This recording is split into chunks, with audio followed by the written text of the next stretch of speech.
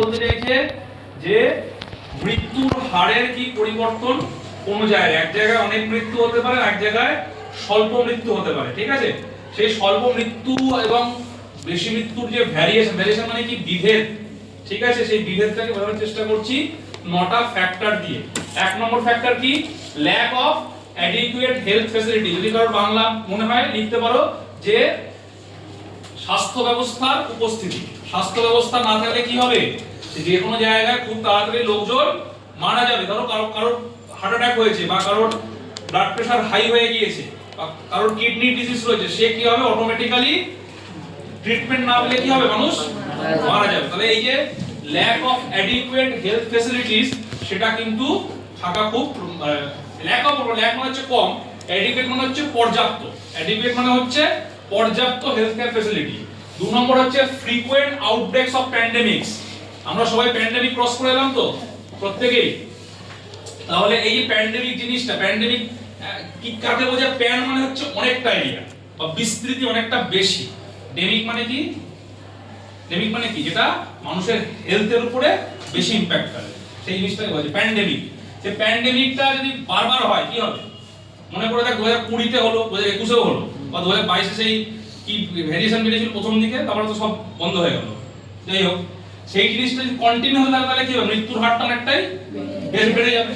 3 নম্বর হচ্ছে কি, child deaths due to poor vaccination process. আগে প্রায়ই দেখতিস অনেক বাচ্চা কি হচ্ছে, পোলিও রোগ হচ্ছে, একটা হাত ছোট, বা কারোর একটা পা ছোট, কারোর হয়তো চোখে দেখতে পায় না, কানে শুনতে পায় না, মানে কি জন্মের পর 1 মাসের মধ্যে অনেকগুলো ভ্যাকসিন দিতে হয় বা টিকা দিতে হয়। সেই টিকাগুলো না দিলে কি হবে, অনেক সময় মারা যেতে পারে। সেটাই বলতে চাইছে child death due to poor vaccination process.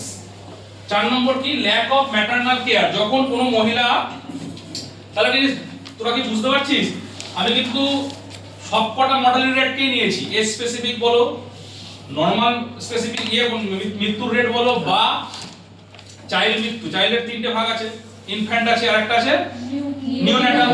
তাহলে এই যে প্রত্যেকটারই কিন্তু আমি কি নিয়েছি, বেসিক কারণগুলো, একটা প্রধান কারণগুলো নিয়েছি, কিন্তু আলাদা করে কোনো কারণ নিয়ে। তাহলে কি পাচ্ছি, ল্যাক অফ ম্যাটারনাল কেয়ার। প্রেগন্যান্সির সময় কোনো ব্যক্তিকে বা কোনো মহিলাকে যদি ঠিকঠাক কেয়ার না করা হয় তাহলে কি হবে,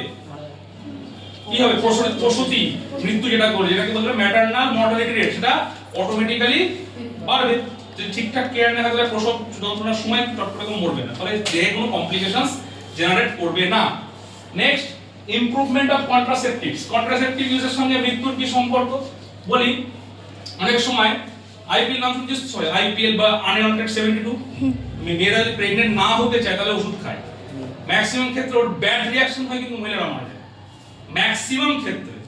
দেখা গেল তার বেবি নেওয়ার ইচ্ছা নেই, সে কন্টিনিউয়াসলি ইন্টিমেট হচ্ছে, ইন্টিমেট হওয়ার পর সে কি করছে, ওষুধটা খাচ্ছে। কন্টিনিউ ওষুধ যদি কেউ 1 বছর খায় না, তার কিন্তু ভ্যাজাইনাল ইনফেকশন হয়ে সেখানে সিস্ট হয়ে মারা যেতে পারে, ঠিক আছে। সুতরাং এই ইমপ্রুভমেন্ট অফ কন্ট্রাসেপটিভ, মানে কন্ট্রাসেপটিভ বেশি খাওয়া উচিত না, এটাতেও কিন্তু ম্যাটারনাল মৃত্যু, ঠিক আছে। দেখা গেল সে পরবর্তীকালে 1 বছর খেয়েছে, বেবি কনসিভ করলো, কি হলো, বাচ্চা হতে গিয়ে মারা গেল।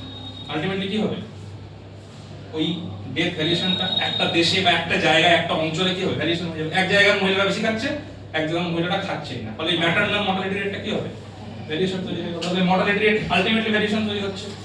Next, awareness level about disease. কোন রোগ সম্পর্কে মানুষের মধ্যে সচেতনতা, যে এই রোগটা হলে এই ওষুধটা খাবো কি খাবো না, বুঝতে পারছি। তাহলে এই ডিজিজটা কিন্তু সম্পর্কে, যে কোনো ডিজিজ হতে পারে, যে কোনো রোগ হতে পারে, সেই রোগ সম্পর্কে মানুষের জ্ঞান, যে এই জিনিসটা হলে এটা খেতে হয়, এই জিনিসটা হলে এটা খেতে নেই। প্রেগন্যান্সির সময় কি খেতে নেই বলতো, জানিস, জানা আছে, কেউ বলেছে কি, বলেছে মানে বাড়িতে জানিস, পেঁপে খেতে নেই, পেঁপে খেলে মিসক্যারেজ হয়ে যাবে। আনারস খেতে নেই, পেঁপে আর আনারস খেতে নেই, মিসক্যারেজ হয়ে যাবে। পেঁপে আর আনারস খেতে নেই, মিসক্যারেজ হবে। নেক্সট কি, ইমপ্রুভমেন্ট অফ এডুকেশন ফ্যাসিলিটি। এটার সঙ্গে কিন্তু এগুলো রিলেটেড। দেখ এই 5 আর 6 হাতের সঙ্গে রিলেটেড না। এডুকেশন যদি না থাকে এগুলো জানা যাবে। এডুকেশন প্রয়োজন শুধুমাত্র পুরুষদের না, মহিলাদেরও জানা প্রয়োজন।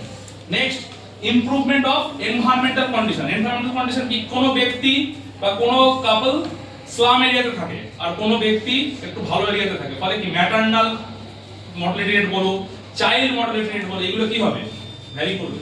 বস্তিতে ম্যাক্সিমাম বাচ্চা দেখবি যারা বড় হচ্ছে একটা সময় পর তাড়াতাড়ি মারা যাচ্ছে, ওই এজ স্পেসিফিক 20 বছর পরে কি মারা যাচ্ছে।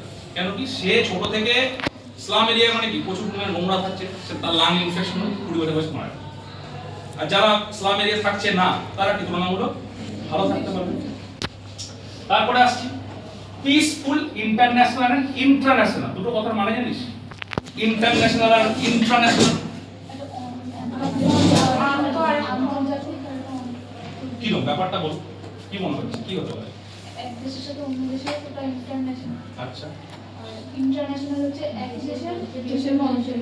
উদাহরণ কি হতে পারে? বর্তমানে বাংলাদেশ, বর্তমান সময়ে বাংলাদেশ, বাংলাদেশে কি হচ্ছে নিজেদের মধ্যে মারামারি লেগেছে, তাহলে কি মর্টালিটি রেট বাড়ছে না? প্রায় শুনছি এতজন সে যে কোনো রিলিজিয়ন মরে গেছে, তাহলে কি হলো? ওই দেশের মর্টালিটি রেটটা অটোমেটিক্যালি কি হলো?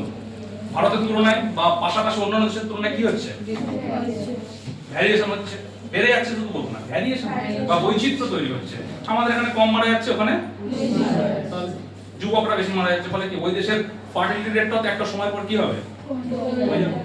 তাহলে এই যে নটা প্রধান প্রধান কারণ হচ্ছে mortality rate variation. Mortality rate কোথাও বাড়তেও পারে। পরীক্ষায় প্রশ্ন আসতে পারে যে why